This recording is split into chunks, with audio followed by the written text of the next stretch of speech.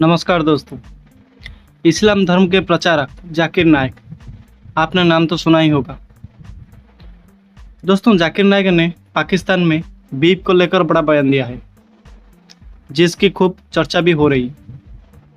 इसी बीच मौलाना तकीर राजा ने बुधवार को नाइक के बीफ वाले बयान पर प्रतिक्रिया दी है। उन्होंने कहा कि मुसलमान गाय का मांस खाना पसंद नहीं करते। उन्होंने कहा कि जहाँ तक गाय के मांस का सवाल है, मैंने अभियान चलाया था।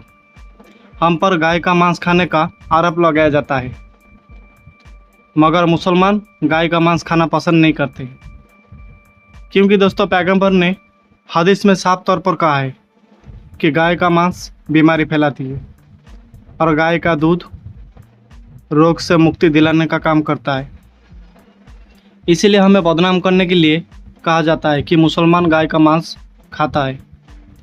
कोई भी गाय का मांस नहीं खाता है और मैंने इस पर लगातार कार्यक्रम भी किए हैं और सब कार्यक्रम में हम बताए भी हैं, मुसलमान गाय का मांस नहीं खाता है।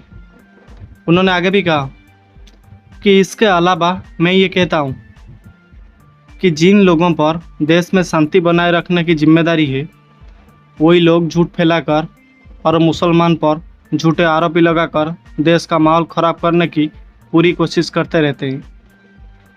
उन्होंने आगे भी कहा कि अगर ईमानदारी से जांच की जाए तो जो लोग गाय के मांस का कारोबार करते हैं, उनमें आप पाएंगे कि बहुत से लोग गैर मुस्लिम हैं, कोई मुसलमान नहीं है। मुसलमान गाय के मांस को अपना कारोबार नहीं बनाते हैं। ये जो भी घटना है, ये मुसलमानों और उन लोगों पर झूठा आरोप है जो ये तर्क देते हैं कि हम इसे नहीं खाते और इसे नहीं खाना भी चाहिए।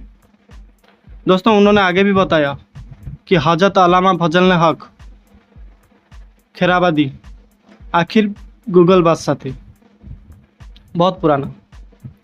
हजरत मुफ्ती साहब ने मुग़ल बादशाह को सातवीं सलाह दी थी कि अगर कोई गाय काटते या गाय का मांस खाते हुए पाया जाता है तो उसी रस्सी से बांधकर उसे उड़ा दिया जाएगा।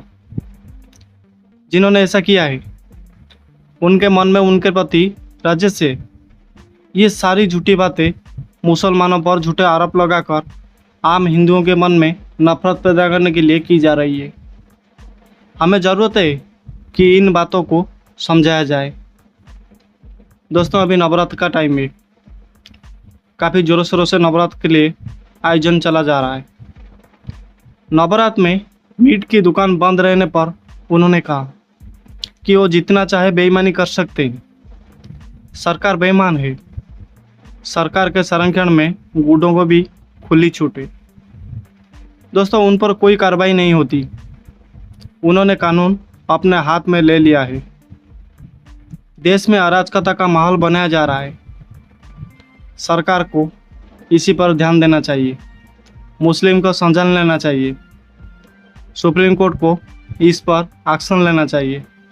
दोस्तों, जो लोग देश में इस तरह का माहौल बना रहे हैं, वो देश के दुश्मन हैं या देशभक्त हैं, आप बोल सकते हैं।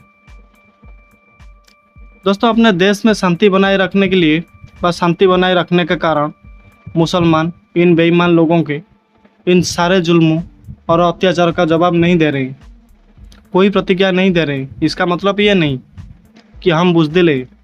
हम साबित कर देंगे कि हम बड़े दिलवाले नहीं हैं, क्योंकि हम अपने देश में अमन और चैन चाहते हैं। दोस्तों, उन्होंने आगे भी कहा कि एक निकम्मा आदमी हमारे मस्जिद में रोज़ आता है और हमारी मस्जिद के कागज़ मांगता है, लेकिन दोस्तों उसको ये अधिकार किसने दिया? सरकार बेईमान कर रही है। इधर सरकार ऐसे लोगों पर कार्रवाई नहीं कर रही है। सच बात तो ये है कि 2014 से पहले ये लोग बम फेंकते हैं और कहते हैं कि मुसलमान ने बम फेंके। वही लोग अब बम नहीं फेंक रहे हैं, वो आतंकवादी फैला रहे हैं। वो हर माहौल में मस्जिद पर बुलडोजर चला रहे हैं। ये सब बेईमानी या जो भी हो रहा है, उस समय उनको ब्लास्ट के काम पर लगा दिया गया था। अब वो काम ख़त्म हो गया है क्योंकि सरकार बेईमान लोगों की है। तो अब उनको ये काम दे दिया गया है कि उनकी नफरत चलती रहे। तो दोस्तों, इस विषय को लेकर आपके मन में जो भी राय है हमें कमेंट बॉक्स में बताइएगा और वीडियो को ज़्यादा से ज़्यादा शेयर कीजिएगा। और हमारे चैनल में पहली बार आए हैं तो सब्सक्राइब करके बेल आइकन को दबा दीजिएगा। धन्यवाद दोस्तों। जय हिंद।